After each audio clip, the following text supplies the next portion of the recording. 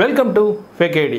இந்த எபிசோடில் தமிழக வெற்றி கழகத்தினுடைய தலைவர் விஜய் அவர்களினுடைய அரசியல் பிரவேசத்தை எம்ஜிஆரோடவும் விஜயகாந்தோடவும் தொடர்பு படுத்தி பேசுகிறார்கள் சிலர்னா டிவிகேலேருந்து சிலர் பேசுகிறாங்க. சிலர் மீடியாவிலேயே எம்ஜிஆரோடு இவரை தொடர்பு படுத்தி எழுதுறதையே ஒரு பார்ட் டைம் வேலையாக வச்சுட்ருக்காங்க. அதுபோக விஜய் அவர்களே பல மேடைகளில் எம்ஜிஆரினுடைய பாட்டெல்லாம் பாடி அவர் புகழெல்லாம் பேசி விஜயகாந்தோடு தன்னை தொடர்பு படுத்தி எக்கச்சக்க டைலாக்குகளை அடித்து வீசுகிறார். சினிமானாலும் சரி அரசியல்னாலும் சரி நமக்கு ரொம்ப ரொம்ப பிடிச்சது புரட்சி தலைவர் எம்ஜிஆர் அவர்கள் தான். அவரோட பழகிறதுக்கு எனக்கு வாய்ப்பு கிடைக்கல. ஆனா அவரை மாதிரியே குணம் கொண்ட என்னுடைய அண்ணன் புரட்சி கலைஞர் கேப்டன் விஜயகாந்த் அவர்களோட பழகிறதுக்கு எனக்கு நிறையவே வாய்ப்பு கிடைச்சது. அவரும் இந்த மதுரை மண்ணை சேர்ந்தவர் தானே, அவரை மறக்க முடியுமா? 1967லயும் 1977லயும் நம்ம தமிழக அரசியல் ஒரு மிகப்பெரிய ஆட்சி அதிகார மாற்றங்கள் ஒண்ணு நடந்துச்சு இல்லையா?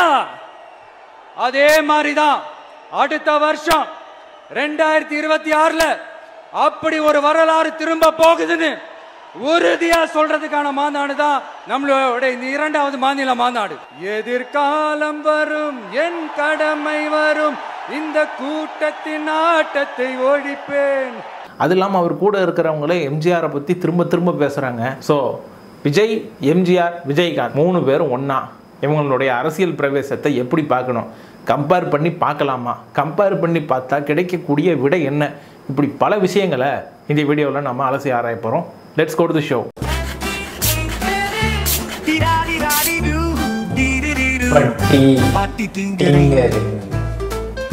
முதல்ல விஜய், விஜயகாந்த், எம்ஜிஆர் இவங்களுக்குள்ளார இருக்கிற பொதுவான விஷயங்களை கணக்கில் எடுத்துப்போம்.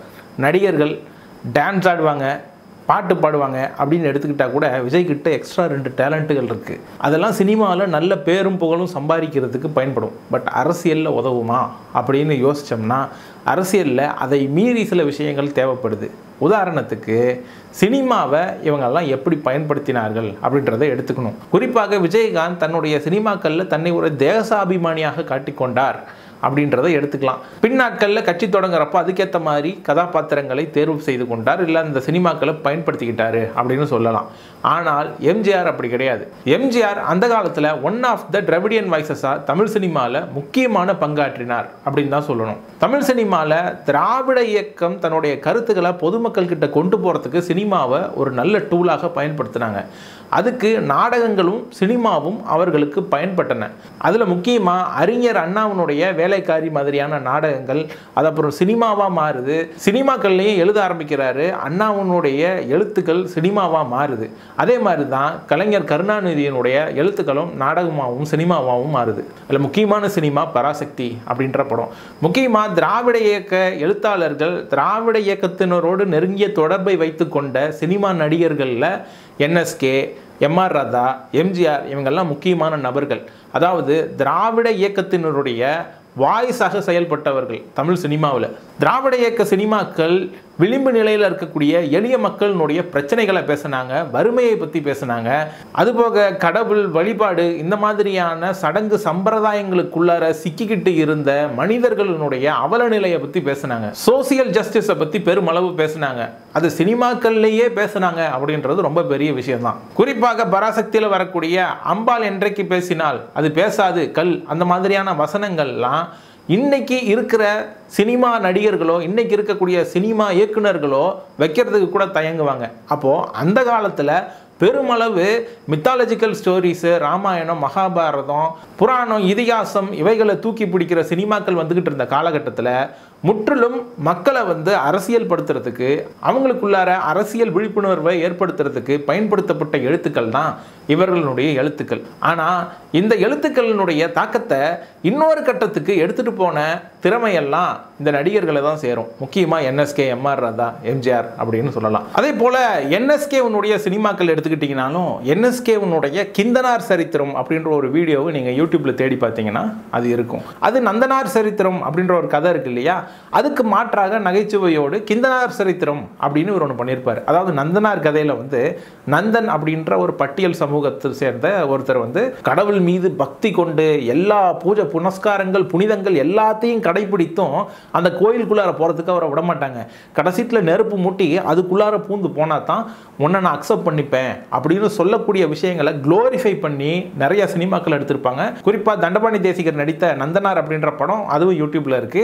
அதையும் போய் பாருங்க, அப்பதான் அதெல்லாம் புரியும். இப்போ இந்த என்எஸ்கே நடித்த இந்த கிந்தனார் சரித்திரத்தில் இந்த கிந்தன் அப்படின்றவன் எப்படி ஸ்கூலுக்கு போய் கல்லூரிக்கு போய் ஒரு நல்ல வேலைக்கு போய் சமூகத்தில் மற்றவர்கள் மதிக்கக்கூடிய ஒரு இடத்துக்கு வரான் அப்படின்ற மாதிரியான சில விஷயங்களை வந்து பேசியிருப்பார். அதில் அதையும் போய் பாருங்க. அதே மாதிரி எம்ஆர் ராதா படங்கள்லையும் இந்த கடவுள் பக்தி ரிலீஜியஸ் சென்டிமெண்ட்ஸ் அப்படின்ற பேரில் செய்யக்கூடிய இந்த மூட பழக்க வழக்கங்களை அவர் பேசியிருப்பார். இதெல்லாம் நிறைய பேர் பார்த்துருப்பீங்க, சிலர் பார்க்கலன்னா யூடியூப்ல போய் பாருங்க, நான் என்ன சொல்ல வரேன் அப்படின்றது புரியும். ஆனால் இந்த மாதிரியான திராவிட கருத்துக்களை பேசக்கூடிய சினிமாக்களாக திராவிடியன் மூவ்மெண்ட் இருந்துச்சு.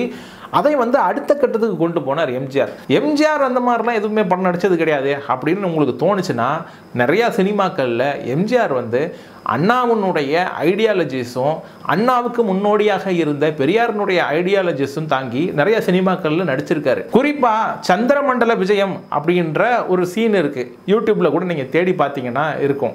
அந்த காட்சியை பார்த்தீங்கன்னா வெளிநாட்டுக்காரன் ராக்கெட்ல புறப்பட்டானா அவனுடைய ஐடியா எப்படி இருக்கும், அதே மாதிரி இந்தியாவில இருந்து ராக்கெட் புறப்பட்டுச்சுன்னா இங்கே இவங்க பூஜை புனஸ்காரம், ஐயோ நல்ல நாள் அமாவாசை நாளில் எப்படி நீங்கள் வந்து போய் சேருவீங்க, இந்த மாதிரி நகைச்சுவையோடு கொஞ்சம் யோசிக்கக்கூடிய தன்மையோடு காட்சி அமைப்புகளை எழுதியிருப்பாங்க அதை எழுதினவங்க. ஆனால் ரேஷனலிசம் மாடர்ன் திங்கிங் இதெல்லாம் பெருமளவு மக்கள்கிட்ட வெற்றிகரமாக போய் சேராத காலகட்டத்தில் இந்த மாதிரியான கதாபாத்திரங்களோடு இந்த மாதிரியான ஐடியாலஜிஸை ஏற்று நடிக்கிறதே ஒரு பெரிய தைரியம் தான். அப்படிப்பட்ட தைரியம் எம்ஜிஆர் கிட்ட இருந்துச்சு.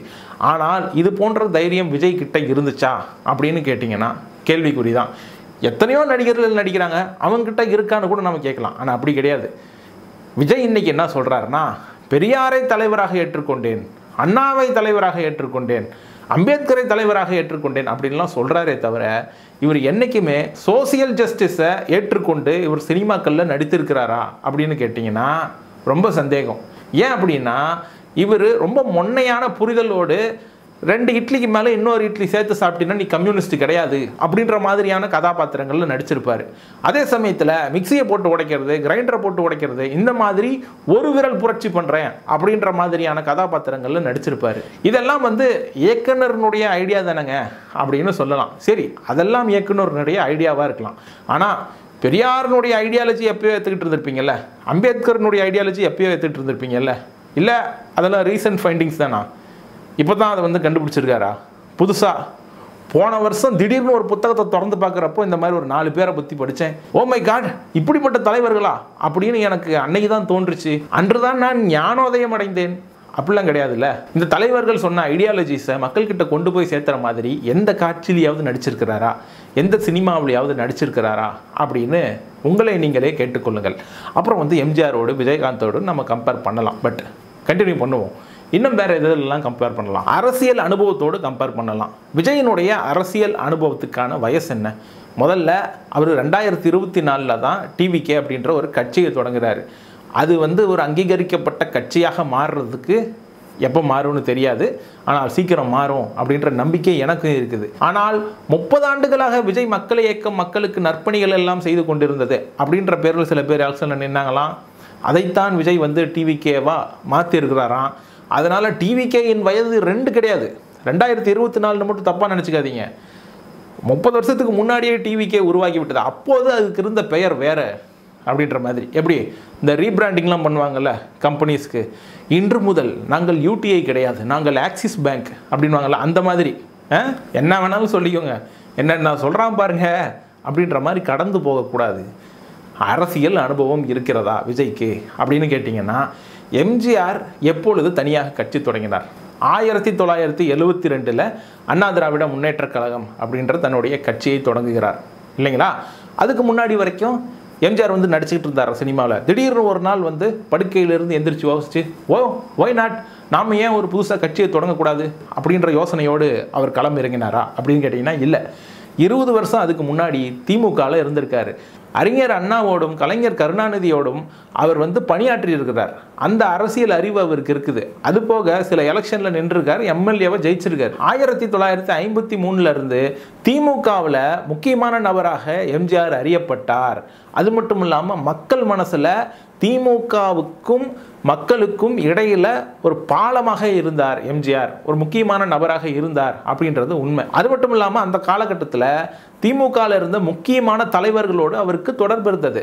மாவட்ட லெவலில் பூத் லெவலில் இருந்த தலைவர்களோடு தொண்டர்களோடு அவருக்கு நெருங்கிய தொடர்பு இருந்தது.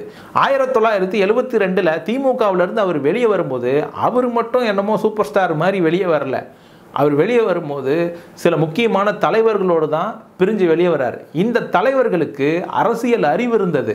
அதாவது எம்ஜிஆர் தான் அடுத்து சிஎம் ஆகணுன்ற கனவு அவருக்கு இருந்திருக்கலாம். ஆனால் அந்த கனவுக்கு அடித்தளம் விடக்கூடிய அரசியல் அறிவு பெற்ற சில தலைவர்கள் அவரோட போனாங்க. முக்கியமாக ஆர்.எம். வீரப்பன், கே.ஏ. கிருஷ்ணசாமி, எஸ்.டி. சோமசுந்தரம், பி.யு. சண்முகம் மாதிரியான முக்கியமான தலைவர்கள் அவரோடு இருந்தார்கள். இப்படி எம்ஜிஆருக்கு தூணாக இருக்கக்கூடிய இந்த மாதிரியான தலைவர்களும் தொண்டர்களும் அவரோடு இருந்ததுனால தான் 1977 எம்ஜிஆரால் ஆட்சியை பிடிக்க முடிந்தது. எம்ஜிஆர் இப்படி பெரும்பான்மை ஆட்சியை பிடிச்சு ஆட்சியை தக்க வச்சுக்கிட்டதுக்கு அவருடைய புகழ் மட்டும் காரணம் கிடையாது.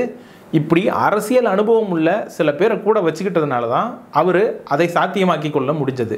ஆனால் விஜய் கதையில் என்ன நடக்குது அப்படின்னு பார்த்தீங்கன்னா, அவரோடு இருக்கக்கூடிய அரசியல் ஞானம் பெற்ற சில பேர் அப்படின்னு நீங்கள் எடுத்துக்கிட்டீங்கன்னா, ஆதவ் அர்ஜுனா, சிடிஆர் நிர்மல்குமார், ராஜ்மோகன், அப்புறம் இந்த ரிட்டையர் ஐஆர்எஸ் ஆஃபீஸரு, இந்த மாதிரி சில பேர் தான். இவங்கெல்லாம் அப்படியே விஜய் அலையக்காக தூக்கி அந்த சிஎம் சேர்ல உட்கார வச்சுட்டு தான் 2026 அடுத்த வேலையை பார்க்க போகிறார்கள் அப்படின்ற மாதிரி மீடியாக்களும் பயங்கரமாக கட்டங்கட்டிக்கிட்டு இருக்கிறாங்க.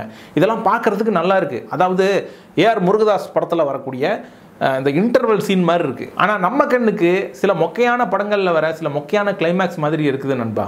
ஸோ டெக்னிக்கலி எம்ஜிஆர் சிஎம் ஆகிறதுக்கு முன்னாடி நூற்றுக்கணக்கான பேச்சுகளை பேசியிருக்கிறார் பல அரசியல் மேடைகளில். விஜய் எத்தனை அரசியல் மேடைகளில் எத்தனை அரசியல் பேச்சுகளை பேசியிருக்கிறார்? ஒற்றை இலக்கத்தை தாண்டுமா அப்படின்ற கேள்வியை உங்களிடமே வைத்து விடுகிறேன். பதில் தெரிந்தால் சொல்லுங்கள். இந்த கரூர் சம்பவத்துக்கு அப்புறம் ஒரு வீடியோ ஒன்று வெளியிட்டாரே, அந்த வீடியோவை ஸ்பீச்சில் சேர்த்துறாதீங்க. அது ஸ்பீச்சில் வராது, அது ரீல்ஸில் வரும். வாட்டர்மெலான் ஸ்டார், நடிப்பு அரக்கன், அந்த மாதிரி வரும் அது. சரி, இப்போ அப்படியே விஜயகாந்துக்கு வாங்க. விஜயகாந்த் 2005 தான் தேமுதிக கட்சியை தொடங்குறாரு.